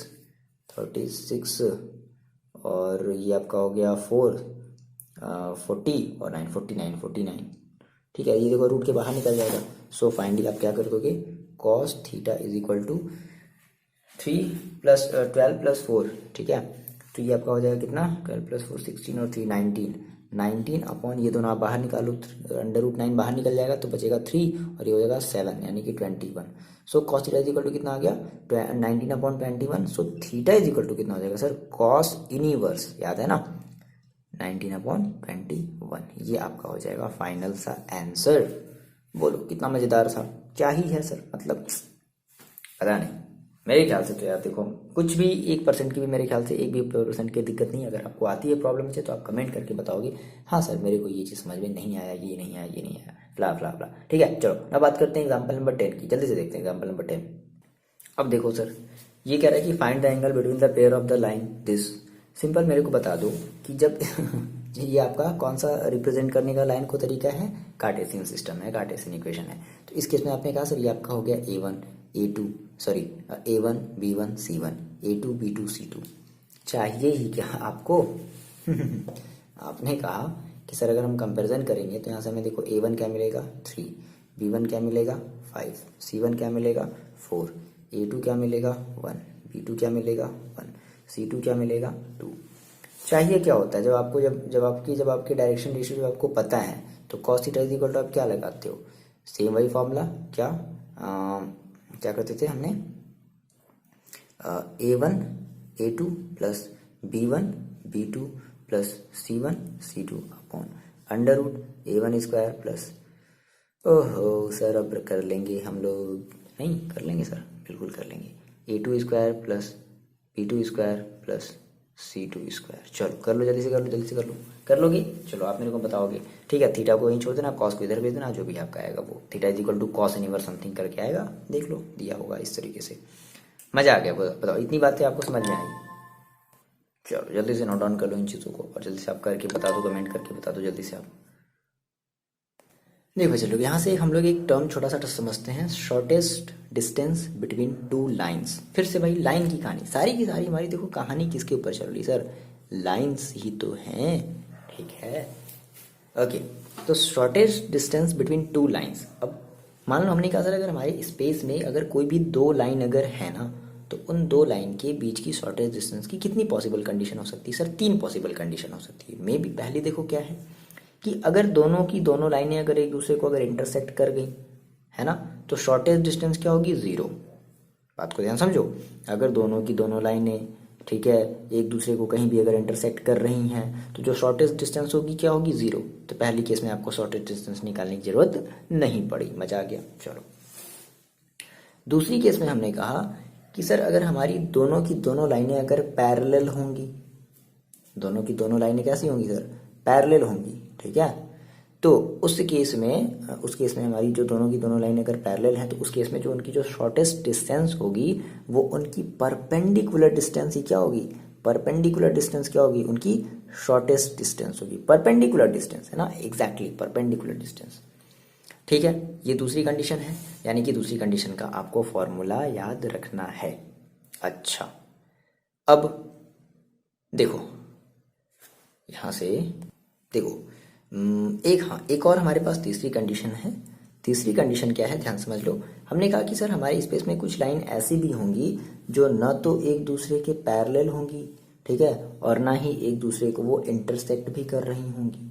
समझ लो, वो पैरेलल भी नहीं होंगी और इंटरसेक्ट भी नहीं कर रही होंगी। तो उस केस में सर हमने कहा कि उस केस में अब हमारी मतलब इनकी जो शॉर्टेस्ट डिस्टेंस होगी वो क्या होगी?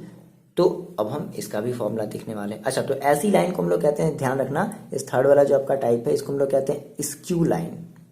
क्या कहते हैं सर? ये हमारी कौन सी लाइन है? ये हमारी है स्क्यू लाइन। ओके, तो ठीक है, स्पेलिंग वाइज सही है, SKEW स्क्यू लाइन है। तो अब इस केस में देखो हमने कहा कि मान लेते हैं कि इस फर्स्ट वाले लाइन की हमारी जो फॉर्म, इक्वेशन फॉर्म जो दी गई है, R1 इज इक्वल टू, मान लेते हैं समथिंग कुछ इस तरीके से है, A1 और प्लस वेक्टर A1 और लैम्डा B1 है, और R2 is equal to F, केवल R ही मान लेते हैं, ठीक है, ऐसे ये बुक में दे रहे हैं CRT में। R इज इक्वल टू मान लो हमने कहा सर A2 और प्लस का लैम्डा B2 है। तो इस केस में हम ये कहेंगे कि इनके बीच की हमारी जो शॉर्टेस्ट डिस्टेंस होगी, बात को ध्यान समझना थोड़ा सा। देखो अभी इसमें थोड़ा सा आपको कंफ्यूजन होगा। कंफ्यूजन क्या होगा, हम आपको फिलहाल पहले कंफ्यूजन थोड़ा सा क्रिएट कराएंगे, उसके बाद दूर कराएंगे, क्योंकि बिना कंफ्यूजन आए प्रॉब्लम दूर आपकी नहीं होगी। देखो मैंने कहा सर ये क्या कंडीशन है? ये कंडीशन हमारी तब की है जब हमारी दो लाइनें ना तो आपस में पैरेलल हों और ना ही एक दूसरे को इंटरसेक्ट कर रही हों। तो समझ रहे हो ना? तो इस केस में हम क्या कहते हैं सर, हमारी ये लाइनें कैसी हैं? स्क्यू लाइन है। तो स्क्यू लाइन के केस में हमारी जो शॉर्टेस्ट डिस्टेंस का हमारा जो फॉर्मूला होता है, जिसको हम कहते हैं D is equal to shortest distance ना, इस वाले की बात कर रहे हैं, थर्ड वाले की बात कर रहे हैं, लिखोगे, ठीक है। थर्ड वाले केस में देखो हमारा जो फॉर्मूला हो जाएगा वो क्या हो जाएगा? Mod of B1 cross B2 dot A2 cross A1 upon mod of B1 cross B2। ये आप फॉर्मूला अप्लाई करोगे किसके लिए? स्क्यू लाइन के लिए। स्क्यू लाइन का मतलब ही क्या है, ध्यान से बात को समझो। स्क्यू लाइन का मतलब ही क्या है कि एक दो ऐसी लाइन जो ना तो एक दूसरे को कहीं इंटरसेक्ट कर रही हैं और ना ही कोई आपस में पैरेलल हो। अब हम इस वाले की बात करते हैं। हमने कहा सर अब हमारे पास एक दो पैरेलल लाइन दे दी गई है ना, distance between parallel line. Distance between, हाँ हाँ भी फॉर्मूला लिख लो, फॉर्मूला लिखने तो मजा आ रहा है ना, अभी बताते हैं, क्वेश्चन में भी आपको बताते हैं, मतलब आपका कन्फ्यूजन अभी जो है दूर करते हैं, थोड़ा सा तो आएगा जरूर, कन्फ्यूजन तो जरूर आएगा। डिस्टेंस बिटवीन पैरेलल लाइन, देखो इसका जो फॉर्मूला दिया वो देखो क्या दिया गया। ओके देखो सॉरी, हमने कहा था distance between to parallel line की अगर हम बात करें तो इसका हमें जो फॉर्मूला दिया गया डी इज इक्वल टू, वो देखो क्या दिया गया, वो हमें दिया बी और cross A2 minus A1 upon mod of vector b, ये दिया गया। ठीक है, तो अब यहां से एक सवाल उठता है, सवाल बिल्कुल सही बात है, सवाल उठना भी चाहिए। जैसे मान लो कि ये इक्वेशन दे दिया, या मान लो इसका ऐसे करके दे दिया, r इज इक्वल टू, इसका मान लो दे दिया A1 और प्लस लैम्डा बी, और इसका दे दिया r is equal to A2 vector और प्लस का लैम्डा बी। तो सर कैसे पता चलेगा कि हमारी जो लाइन है वो आपस में स्क्यू लाइन है या हमारी जो लाइन है वो आपस में पैरेलल है? मेन मुद्दा यहीं पर आकर के फंस जाता है।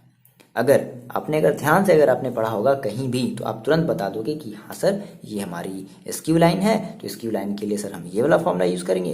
इंपॉर्टेंट बात समझ लो, इस एक्सरसाइज का लास्ट टॉपिक मोस्ट इंपॉर्टेंट है, बच्चे यहीं पे बहुत ज्यादा कंफ्यूज होते हैं। कैसे सर समझा जाए कि सर कौन सी स्क्यू लाइन है और कौन सी, सर ये तो सर दोनों, देखो मैंने चीज़ें देखो यहाँ पर चेंजेस किए, यहाँ पर B1 और B2 है, लेकिन यहाँ पर सर मैंने B और B रख दिया है। तो सर आप सर जानबूझ करके भूल गए होंगे, नहीं भूले नहीं है, ये जानबूझ करके ही रखे हैं। देखो सिंपल सी बात है, मेरे को आप इतनी बात बता दो कि अगर वो पैरेलल लाइन होगी तो B के जितने भी हमारे डायरेक्शन रेशियो होंगे, इस वाले B का जो भी हमारा डायरेक्शन रेशियो होगा, इस वाले B का जो भी हमारा डायरेक्शन रेशियो होगा, तो उनका रेशियो जो होगा आपस में कैसा होगा, सभी का सभी आपस में इक्वल होगा। याद आया, जब हमारी two lines are parallel then हम क्या करते थे, हम ये करते थे sir A1 upon A2 is equal to B1 upon B2 is equal to C1 upon C2। याद आया? तो अगर इनके डायरेक्शन रेशियो का जो डायरेक्शन रेशियो जो अगर आपस में अगर इक्वल आ रहे हैं, डायरेक्शन रेशियो का जो रेशियो है वो अगर आपस में अगर इक्वल आ रहा है, तो हम कहेंगे सर ये हमारी लाइन कैसी है, पैरेलल है। और पैरेलल के केस में हम ये वाला डिस्टेंस का फॉर्मूला अप्लाई करेंगे। ध्यान से मेरी बात को समझ लो। ठीक, फिर अगर मैंने कहा कि अगर इनके डायरेक्शन रेशियो का जो रेशियो अगर वो आपस में अगर इक्वल नहीं आ रहा है, दैट मीन्स B1 कुछ और है, B2 कुछ और है, ठीक है, हाँ, तो B1 और B2 बिल्कुल कुछ और हो सकता है, लेकिन उनका रेशियो सेम आना चाहिए। ध्यान से मेरी बात सुन लो, रेशियो सेम आना चाहिए, क्योंकि रेशियो के बेसिस पे आप किसी भी लाइन को पैरेलल बताते थे ना, कि पैरेलल है या नहीं है। ठीक है, फिलहाल क्वेश्चन से करते हैं, लेकिन मेरे ख्याल से इतनी सी बात आपको यहाँ सर ये क्लियर हुई होगी कि सर ठीक है, हम तो सर हमारा मान लो क्वेश्चन जैसे नेक्स्ट आप एग्जांपल ही देख लो, है ना, तो आपका डायरेक्टली इक्वेशन फर्स्ट दे दिया, इक्वेशन सेकंड दे दिया, कह रहा है कि चलो शॉर्टेस्ट डिस्टेंस बताओ। तो सर कौन सा फॉर्मूला लगाया जाए, ये वाला लगाया जाए या फिर ये वाला लगाया जाए? तो मैंने कहा कि सर अगर स्क्यू लाइन होगी तो ये वाला अप्लाई करेंगे, और अगर पैरेलल लाइन होगी तो सर ये वाला अप्लाई करेंगे। तो सर कैसे पता चलेगा कौन सा स्क्यू लाइन होगा कौन सा? तो उसी चीज के लिए मैंने आपको बताया कि A1 अपॉन A2 की वैल्यू, B1 अपॉन B2 की वैल्यू, C1 अपॉन C2 की वैल्यू अगर आपस में इक्वल आती है तो हम कहेंगे सर यस ये हमारी ये पैरेलल लाइन है, तो ये वाला अप्लाई करेंगे, नहीं तो फिर ये वाला अप्लाई करेंगे। समझ रहे हो ना? इस B का मतलब समझ रहे हो ना? इस B का मतलब देखो क्या है, B1 का मतलब है बच्चे ये A1 I cap plus A2 J cap plus A1 B1 J cap plus C1 K cap. और B2 का देखो मतलब क्या है, B2 का मतलब ये है क्या, A2 I cap plus B2 J cap plus C2 K cap, ये है। ठीक है, तो ये वही है A1 अपॉन A2। समझ में आ गई बात? Direction ratio B1 upon B2 is equal to C1 upon C2 अगर होगा आपस में तो हम कहेंगे हाँ सर ये दोनों लाइनें हमारे आपस में पैरेलल है। क्लियर है? चलो बहुत बढ़िया, ये सब सारी चीज़ें हमने अच्छे से समझ ली हैं। आपको बस थोड़ा सा एक बार फिर से क्या करना है, प्रैक्टिस करना है ना। हम लोग प्रैक्टिस कर लेते हैं ये एग्जाम्पल नंबर 11 को, कि देख लेते हैं सर कैसे पता चला एग्जैक्टली आपका ये सारा का सारा जो शक है ना इस एक्सरसाइज से रिलेटेड सब सब सारी चीज़ें आपकी दूर हो जाएंगी। ओके, नाउ बात करते हैं एग्जाम्पल नंबर 11 की।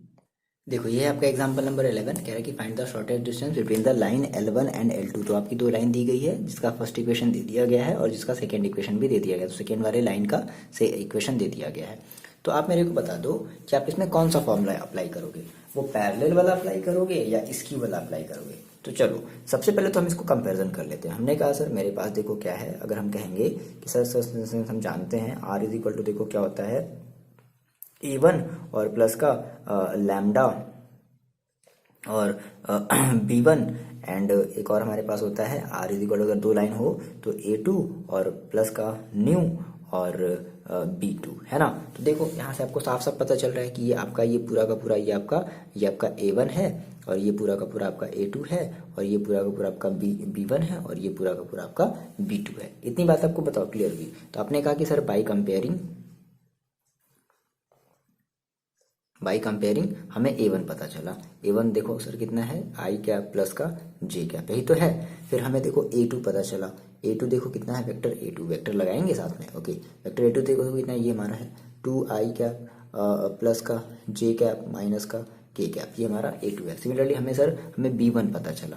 ये बताओ इतनी बात आपको बताओ, इतनी समझ में आ रही है ना। इस चीज़ में तो इस चीज़ में तो कोई गड़बड़ी नहीं है ना, सिंपल। अभी हम केवल बस कंपैरिजन कर रहे हैं, कुछ नहीं। अभी हम फॉर्मूले की बात ही नहीं कर रहे हैं सर, अभी हमने बस कंपैरिजन किया। अभी हमें क्या पता, चलो ओके।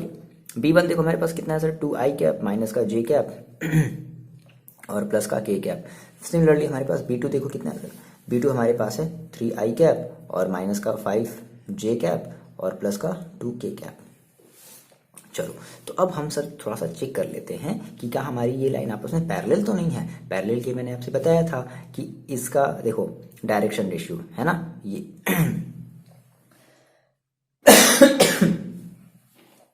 तो 2/3 -1/-5 1/2, क्या ये आपस में इक्वल है? नहीं है इक्वल। तो नहीं है इक्वल, दैट मीन्स हमारी ये लाइंस आपस में पैरेलल नहीं है। तो सर जब पैरेलल नहीं है तो क्या हो सकती है? दूसरा वाला ऑप्शन स्क्यू हो सकती है। यानी कि आपको पता चल गया कि अब आपको यहाँ पर स्क्यू वाला जो है फॉर्मूला अप्लाई करना है। That means shortest distance between to given line, वो जो डी वाला आपने कहा था ना B1 क्रॉस B2 वाला, वो आपको अप्लाई करना है। ओके तो सबसे पहले हम फॉर्मूला लिख लेते हैं ताकि उसके अकॉर्डिंग हमें चीज़ों को पता रहे कि हमें क्या क्या चीज़ें निकालनी है। तो हमने कहा sir shortest distance D is equal to shortest distance D is equal to T is equal to देखो हमारे पास क्या था mod of B1 cross B2, ठीक है, B1 क्रॉस B2 और डॉट A2 माइनस A1, ये तो था, अपॉन मॉड ऑफ क्या था हमारे पास B1। Okay B1 cross B2, mod of B1 cross B2, यही चीज थी ना। तो यानी कि आपको पहले B1 क्रॉस आपको B2 निकालना है। ओके देखो यहाँ पर जो फॉर्मूला आपका दिया है ना, ये फॉर्मूला सही है और इसके पहले मैंने जो फॉर्मूला लिखा था ना वो गलत था। जहाँ पर मैंने A2 क्रॉस A1 किया होगा ना वो गलत है, ठीक है, ये सही है, ध्यान से समझना। NCERT ने ये थोड़ा सा गड़बड़ दे दिया है। ओके ये चीज़ क्लियर है ना आपको, ये थोड़ी सी बात को समझ लो, वहाँ पे इस चीज़ को थोड़ा आप सही कर लेना, है ना। वहाँ पर जो A2 क्रॉस A1 दिया है ना वो गलत है, A2 क्रॉस A1 नहीं होगा, A2 माइनस A1 होगा, ठीक है। चलो तो हमने ये फॉर्मूला हमने पता कर लिया और आपको पता है कि हमने ये फॉर्मूला किस बेसिस पर पता किया है। चलो तो सबसे पहले देखो आपको क्या चाहिए, आपको चाहिए B1 क्रॉस B2, निकाल लोगे। चलो हम आपकी हेल्प करेंगे, पहले आप खुद से अपनी हेल्प करो। तो आपको सर निकालना है B1 क्रॉस B2। याद आया सर कैसे निकालते थे? ओके क्रॉस प्रोडक्ट, है ना, मज़ेदार चीज़ था। नहीं B1 क्रॉस B2, तो B1 यानी कि आई कैप इधर लिखते थे, जे कैप लिखते थे, इधर के कैप लिखते थे। B1 देखो हमारी क्या है 2 है, -1 है और +1 है।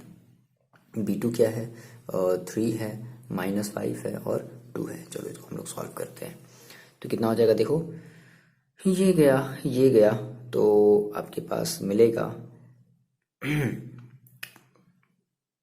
आई कैप में आपके पास मिलेगा क्या, ये चीज़ गई, क्या मिलेगी -2 और माइनस ऑलरेडी होता है, माइनस हो जाएगा प्लस का 5, फिर प्लस फिर माइनस जे कैप, ये गया क्या बचा 4 और माइनस का 3, फिर प्लस का के कैप, तो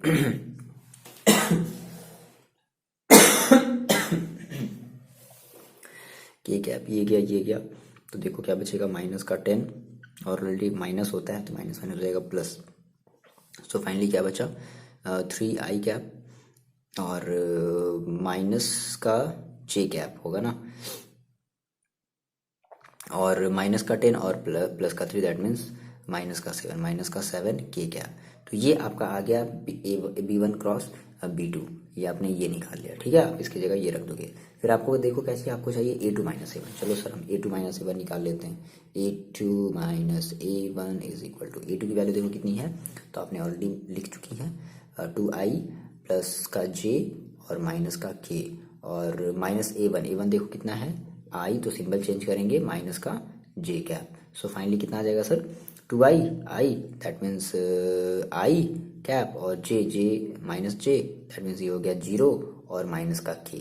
सो A2 माइनस A1 जो आपको मिला है i माइनस का k कैप मिला। चलो फिर आपको देखो कैसे, आपको चाहिए mod of B1 cross B2, तो आपने B1 क्रॉस B2 निकाल लिया, अब इसका मॉड निकाल लो। So mod of B1 cross B2 is equal to under root 9 plus 1 plus 49।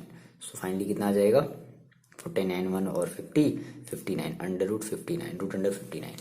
सो रख देते हैं इस वाले फॉर्मूले पर। आगे बात समझ में, चलो भैया देखो फाइनली हमने कहा सर क्या, distance between two line, two skew line है ना, that means D is equal to B1 cross B2। B1 cross B2 की देखो वैल्यू कितनी आई है, ये आई है सर आपकी 3i माइनस का j और माइनस का 7k कैप, ठीक है। फिर क्या करना है, डॉट, यहाँ पर देखो क्या लगाना है, डॉट। फिर A2 माइनस A1 देखो कितना आया है, i कैप माइनस का k cap upon B1 cross B2 mod है ना, इसका कितना आया अंडर रूट 59। इसको सॉल्व कर लिया थोड़ा सा। अब देखो ये सेम वही फिर से डॉट, ये आपकी डॉट प्रोडक्ट है, तो डॉट कैसे करोगे, i का i के साथ 1 हो जाएगा, तो दैट मीन्स 3, और j का, j वाला है नहीं तो j वाला तो 0 हो जाएगा, j वाला तो खाली फिर ही चला गया।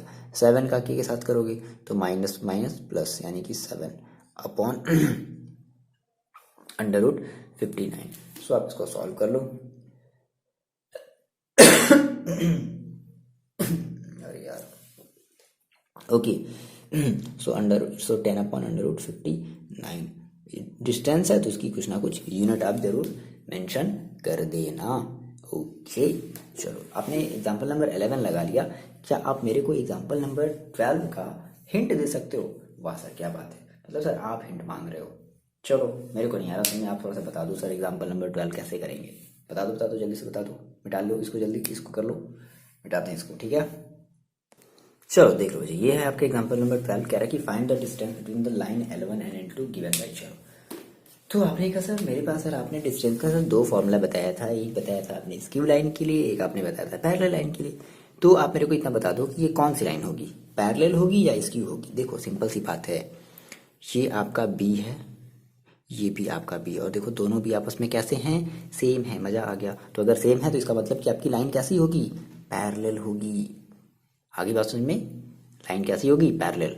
तो पैरेलल के लिए आपको फॉर्मूला पता है ना, क्लियर है। चलो तो यहाँ से सबसे पहले आप सारी चीजें जो है मेंशन कर दो। आप जानते हो कि अगर पैरेलल है, सिंस हम ये पैरेलल का फॉर्मूला जानते हैं कि D इज इक्वल टू क्या होता है B क्रॉस क्या था A2 माइनस A1 है ना, A2 माइनस A1 और अपॉन मॉड ऑफ B, ठीक है। तो आपको देखो आपको चाहिए B, चलो तो B तो दोनों का सेम ही है। तो आपने कहा कि by comparing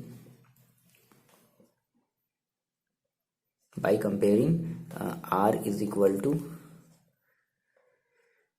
A1 plus lambda vector B1 and R is equal to A2 plus lambda B2। So देखो क्या हो जाएगा, A1 बता दो देखो कितना है, A1 है आपका, दिख रहा है ना ये आपको, ये आपका A1 है। तो आपने कहा sir A1 is equal to है I कैप प्लस का 2j कैप माइनस का 4k कैप, और A2 देखो कितना है, A2 आपका ये है, that means 3i cap plus का 3j कैप और माइनस का 5k कैप, ठीक है, माइनस का 5k कैप। सिमिलरली आपको जरूरत किसकी, केवल B की, तो भाई B ही तो मिलेगा, B1 B2 थोड़ी ना मिलेगा, दोनों तो सेम ही है, 2i कैप प्लस का 3j कैप और प्लस का 6k कैप। क्या चाहिए आपको फॉर्मूले में, आपको चाहिए A2 माइनस A1।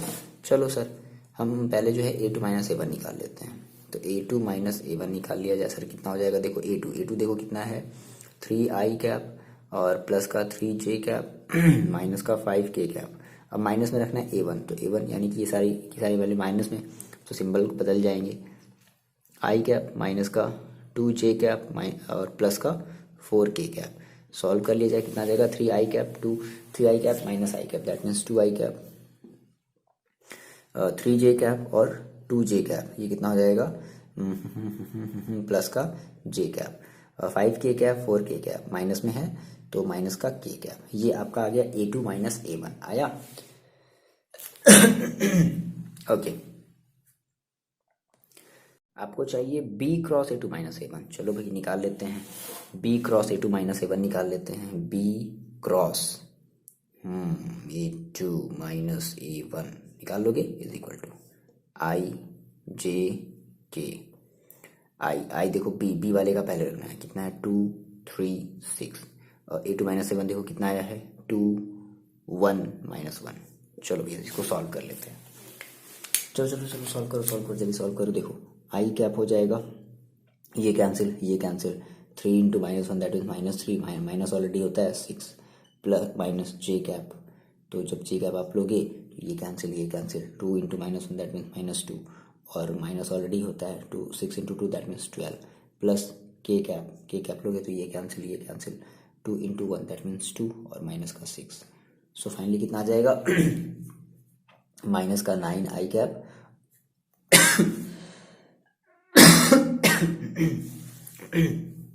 माइनस का 9 आई कैप, और ये देखो ये आपका कितना हो जाएगा तो 14, और ये प्लस का 14 जे कैप, और ये हो जाएगा माइनस का 4k कैप।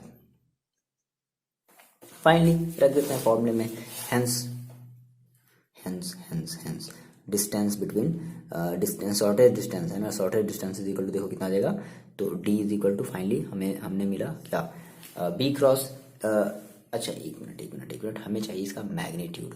ओके हमें इसका चाहिए मैग्नीट्यूड ना, ठीक है, क्योंकि मॉड के अंदर में है, मतलब मॉड के अंडर में है, ठीक है, तो हमें इसका मैग्नीट्यूड चाहिए। कोई बात नहीं, हम इसका मैग्नीट्यूड निकाल लेते हैं।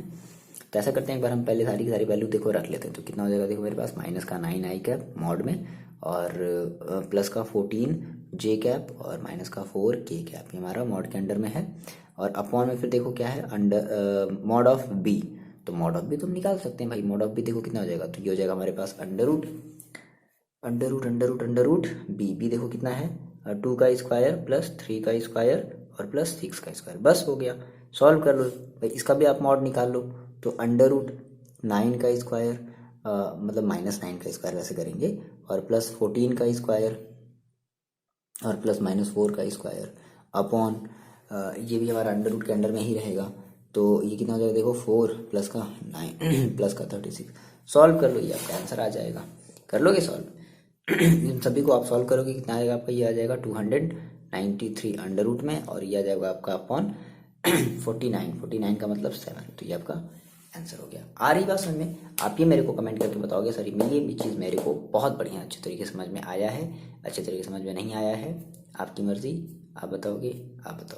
ठीक है, चलो मिलते हैं नेक्स्ट वीडियो में। पढ़ाई करते रहो और अपना ख्याल रखो, और साथ ही साथ कमेंट करके आप बता दिया करो। आपके जो भी मित्र हैं जो परेशान हैं मैथ्स के वीडियो में, उनको आप ये वीडियो भेज सकते हो। चलो मिलते हैं नेक्स्ट वीडियो में, पढ़ाई करते रहो। ओके।